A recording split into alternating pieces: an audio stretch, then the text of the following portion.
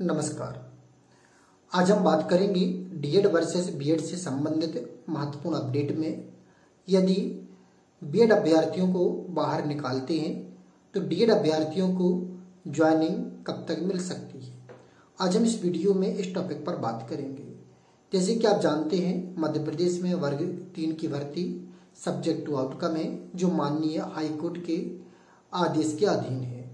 यदि माननीय हाईकोर्ट का आदेश आता है कि वर्ग 3 से बीएड अभ्यर्थियों को बाहर करने का, तब इस स्थिति में यदि छत्तीसगढ़ हाईकोर्ट का आदेश देखें तो 6 सप्ताह के अंदर ज्वाइनिंग करने की वर्ग 3 की भर्ती प्रक्रिया डीएड के अभ्यर्थियों के माध्यम से पूर्ण करने के निर्देश दिए गए। तो यदि यही स्थिति एमपी हाईकोर्ट में होती है तो मैक्सिमम से मैक्सिमम जुलाई तक वर्ग 3 में डीएड अभ्यर्थियों को ज्वाइनिंग मिल सकती है। नमस्कार, जय माता दी, राधे राधे, जय श्री राम।